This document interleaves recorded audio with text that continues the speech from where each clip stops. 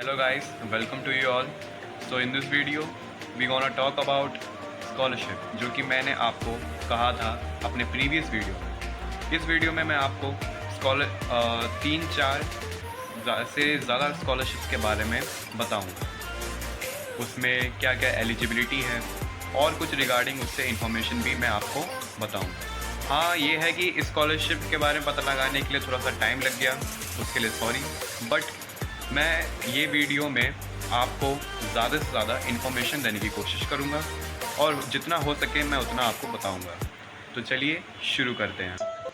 तो इस वीडियो में मैंने आपको कहा था फॉर दैट, तो ये रही वो स्कॉलरशिप की कुछ लिस्ट। ये एक PDF है जो मेरे को, जिस PDF में मैंने कम से कम 5-6 स्कॉलरशिप्स के बारे में इसमें लिखा हुआ है। तो चलिए मैं आपको इन स्कॉलरशिप्स के बारे में बताता हूँ। अब ये देखिए कि मैंने अपने कुछ सीनियर से बात करी, तो उसमें मेरे को ये पता चला कि कैसे जब आप एडमिशन लेते हैं तो आप जैसे जैक या जोसा जो भी काउंसलिंग हो, उसमें हमने पहले फॉर 40,000 फॉर जोसा एंड जैक के लिए 95,000 फीस पे करनी पड़ती है।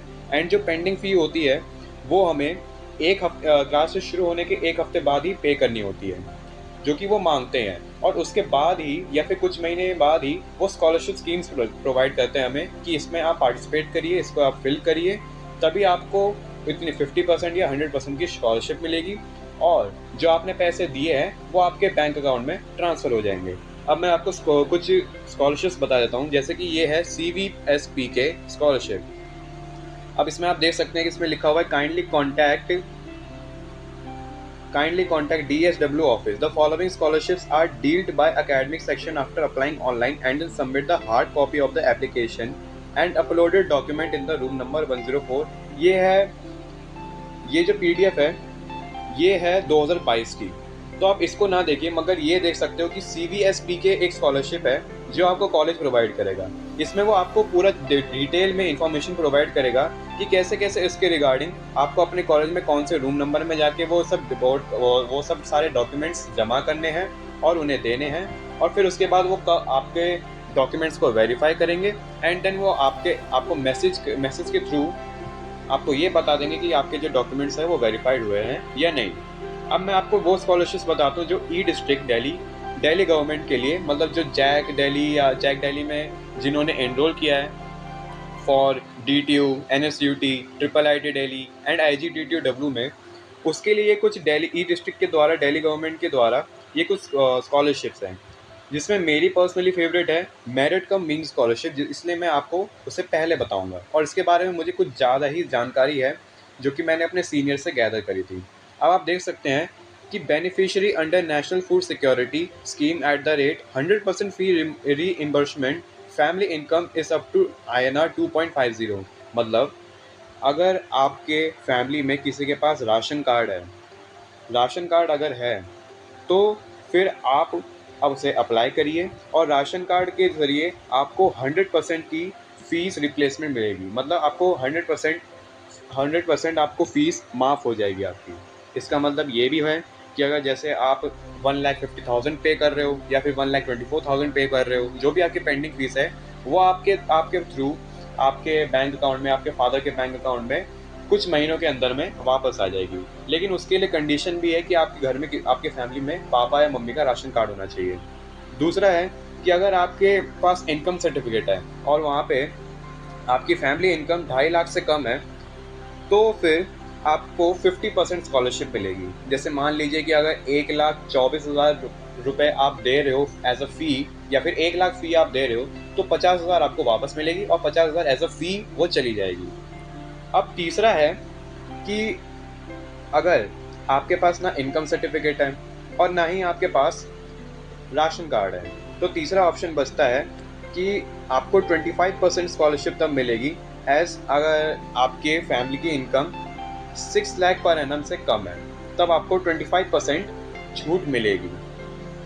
तो ये है कुछ 3 ऑप्शंस, या फिर कह सकते हैं कि आपके पास ये 3 ऑप्शंस है। एक तो अगर आपके घर में किसी के पास भी राशन कार्ड है तो 100%, अगर आपके घर में किसी के पास या फिर आपके पास इनकम सर्टिफिकेट है और इनकम सर्टिफिकेट में 2.5 लाख से कम है, तो फिर आपको 50% मिलेगी, और अगर 6 लाख से कम है तो 25%। एक और बात, एलिजिबिलिटी को ध्यान में रखते हुए कि इसमें यहाँ लिखा हुआ है कि candidate must have to fulfil economic income academic performance criteria above 60% and low income group. मतलब जैसे अगर कोई सेकेंड ईयर का वो वीडियो देख रहा है या फिर कोई फर्स्ट ईयर का है और उसमें उसके जैसे 12th क्लास में 60% से ज़्यादा मार्क्स आए हैं, तो 60% से ज़्यादा मार्क्स आए हैं तो वो भी इसको अवेल कर सकता है। इसमें यह बताया कि मेरिट कम मीन स्कॉलरशिप को आप कैसे अवेल कर सकते हैं, क्या क्या एलिजिबिलिटी क्राइटेरिया है। एक और बार ध्यान से सुन लीजिए, जिनके 12th क्लास में एग्रीगेट 60% से ज़्यादा आए हैं वो इस स्कॉलरशिप को अवेल कर सकते हैं। बाकी अगर कोई भी डाउट हो तो कमेंट्स में आप अपने डाउट्स को शेयर कर दीजिएगा।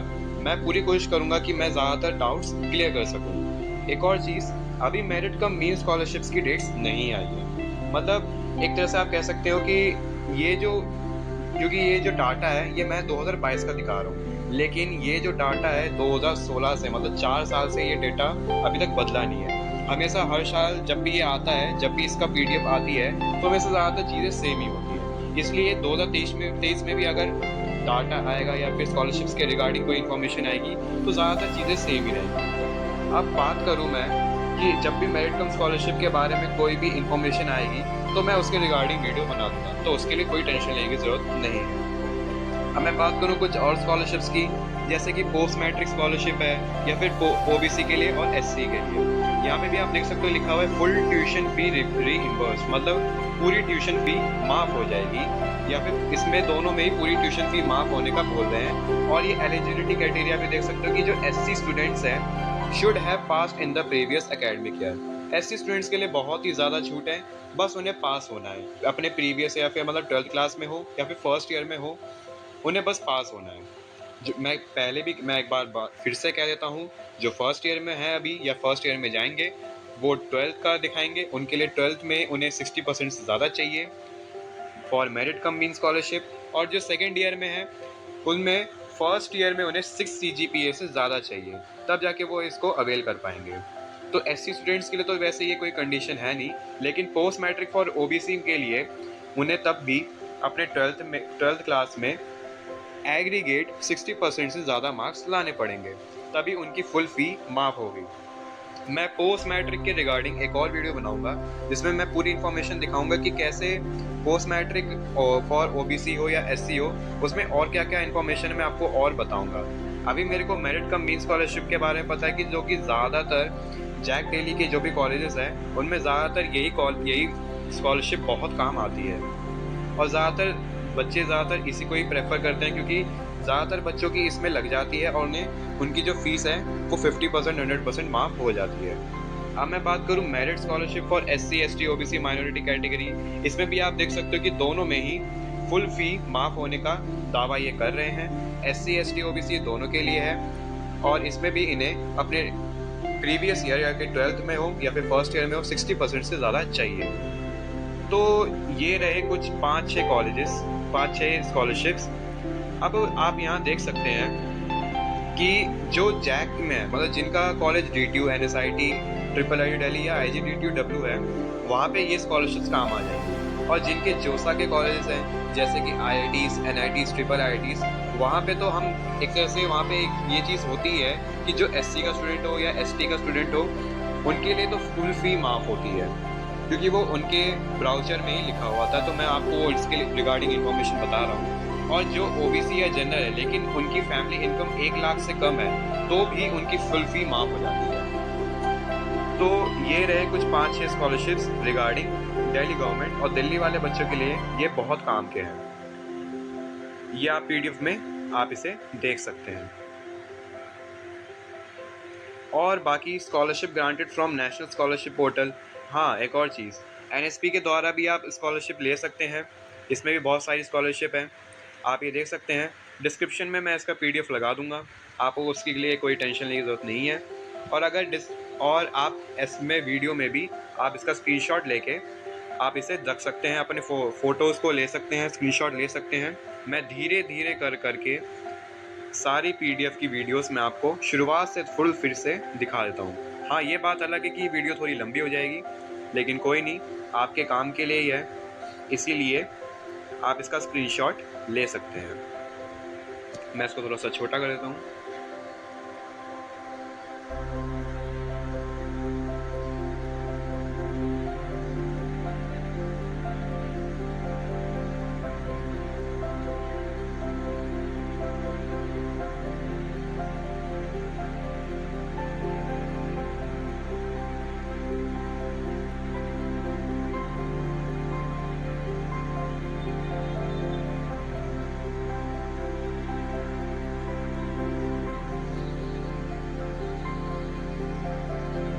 तो गाइस, ये रहा स्कॉलरशिप के रिगार्डिंग इंफॉर्मेशन और स्कॉलरशिप्स फॉर दिल्ली, और चाहे वो दिल्ली गवर्नमेंट के कॉलेजेस हो या फिर स्टेट हो या फिर सेंट्रल गवर्नमेंट के कॉलेजेस हो, उनके रिगार्डिंग भी मैंने इन्फॉर्मेशन दे दी है। वैसे ज़्यादातर ये होता है कि IITs, NITs, ट्रिपल IITs के जो कॉलेजेस होते हैं वहाँ पर इतनी स्कॉलरशिप्स की रिगार्डिंग ज़रूरत नहीं होती, क्योंकि वहाँ पे कॉलेजेस वाले उनको ये सारी चीज़ें दे रहे होते हैं, जैसे कि SC वालों के लिए, और चाहे वो जनरल OBC हो, जो कि मैंने आपको बताया, उसके रिगार्डिंग उन्हें स्कॉलरशिप्स तो मिल ही जाती है या फिर उनकी फ़ी माफ़ हो जाती है। अब एक और चीज़ मैं बता देता हूँ आपको, मैं अपने कॉलेज के बारे में आपको बता देता हूँ कि स्कॉलरशिप के अलावा भी फ़ी कंसेशन के लिए एक पोर्टल खुलता है dtu.ac.in की साइट पे, dtu.ac.in की साइट पे, ध्यान से सुनिएगा। वहाँ पर जाकर अगर आप फर्स्ट ईयर के नोटिस में चेक करेंगे, मैं आपको एक काम करता हूँ, मैं आपको उस साइट में जाके दिखा भी देता हूँ। आप ये देख सकते हैं, ये है DTU की साइट। इसमें आप देख सकते हो कि ये है फर्स्ट ईयर नोटिस। अब यहाँ पर ही आपको ज़्यादातर इन्फॉर्मेशन मिलेगी रिगार्डिंग हॉस्टल के लिए या फिर रिगार्डिंग फ़ीस कैसे पे करनी है, उस सब के लिए आपको यहीं पे ही इन्फॉर्मेशन मिलेगी। और अगर जब आपको फ़ी देनी पड़ेगी, पेंडिंग फ़ी, उसका भी मैसेज यहीं आएगा। आपको जो फ़ी ऑनलाइन देनी है उसका भी मैसेज यहीं आएगा। तो और एक और चीज़ मैं आपको बताना चाहूँगा कि जब आपको पेंडिंग फ़ी आप दे देंगे ना, तो आपको यहाँ पे फ़ी कंसेशन के लिए यहाँ पे एक साइट खुलेगी, यहाँ पे एक लिंक आएगा, वहाँ पे आपको जो भी डॉक्यूमेंट यहाँ पे देने को बोलेगा ऑनलाइन, वो आपको देने पड़ेंगे, और वहाँ पे फिर आपको सेलेक्ट करके आपका इंटरव्यू होगा। क्योंकि क्या होता है, ज़्यादातर केस में ये होता है कि इंटरव्यू वो इसलिए लेते हैं क्योंकि उन्हें लगता है कि इसमें से कुछ जो पीपल्स हैं या फिर कुछ जो लोग हैं, उन्होंने अपने या तो OBC सर्टिफिकेट या फिर राशन कार्ड, ये सब जो चीज़ें हैं, वो उन्होंने कहीं ना कहीं किसी न किसी सोर्स से बनवाया है, उन्हें ये लगता है। लेकिन वो क्योंकि उनके पास खुद भी फंड कम होता है, इसलिए वो चाहते हैं कि ये जो फंड है वो एक रियल फंड को मिले, इसलिए वो इंटरव्यू लेते हैं। इसीलिए आपको क्या करना है, अगर मैं आपको एक एडवाइस दूँ, तो अगर आप अपनी जो फ़ी कंसेशन है वो आप हो सके तो एजुकेशन लोन के थ्रू ही लें। अगर आप एजुकेशन लोन के थ्रू आप इसको करेंगे तो फ़ायदा आपका ये होगा कि जो इंटरव्यू में जब आप बैठोगे तो आपके पास एक पॉइंट होगा कि सर मैंने ये जो पैसे हैं या फिर ये जो इनकम है, जो पेंडिंग फीस है, वो मैंने एजुकेशन लोन के थ्रू ली। तो एक तरह से आपको जो आपकी जो फ़ी माफ़ करेंगे या फिर जो आपका स्कॉलरशिप है उसके आप मिलने के चांसेस आपके बहुत बढ़ जाएंगे। So that's all for that. मैंने आपको ज़्यादातर स्कॉलरशिप के बारे में बता दिया। मैं आपको ये भी बता दिया कि DTU के लिए क्या फ़ी कंसेशन हो सकता है, क्योंकि मुझे NSIT, ट्रिपल IIT दिल्ली के बारे में ये इतनी इन्फॉर्मेशन पता नहीं है, लेकिन मैं तब भी अगली वीडियो में हो सके तो मैं उनकी रिगार्डिंग की इन्फॉर्मेशन आपको बताने की पूरी कोशिश करूँगा। और हमें कमेंट्स करिएगा, कमेंट्स में जितने भी हो सके इन्फॉर्मेशन लिखिएगा, जितने भी, अगर आपको कोई डाउट हो। और नेक्स्ट वीडियो के लिए भी कोई ना कोई, अगर आप मुझे कोई रेलेवेंट डाउट लगा तो मैं उस पर वीडियो ज़रूर बनाऊँगा। सो टिल देन, मैंने आपको ज़्यादा से ज़्यादा स्कॉलरशिप के बारे में इन्फॉर्मेशन दे दी है। वो PDF भी आप चाहें तो स्क्रीनशॉट ले सकते हैं या फिर डाउनलोड कर सकते हैं, डिस्क्रिप्शन में मैं लगा दूँगा। और मैंने आपको ज़्यादा से ज़्यादा, और मैंने DTU के रिगार्डिंग की DTU में भी कैसे आपको फ़ी कंसेशन मिल सकता है, उसके लिए भी मैंने आपको वो चीज़ें बता दी हैं। अब और अगर आपको इन्फॉर्मेशन चाहिए होगी तो मैं नेक्स्ट वीडियो में और थोड़ी बहुत information for another college like NSIT, triple IIT Delhi, इन सब के बारे में भी इन्फॉर्मेशन देने की पूरी कोशिश करूँगा। सो अगली वीडियो के लिए थोड़ा सा लाइक, शेयर और सब्सक्राइब कर दीजिएगा। Till then, thank you for watching this video and okay, thank you, bye.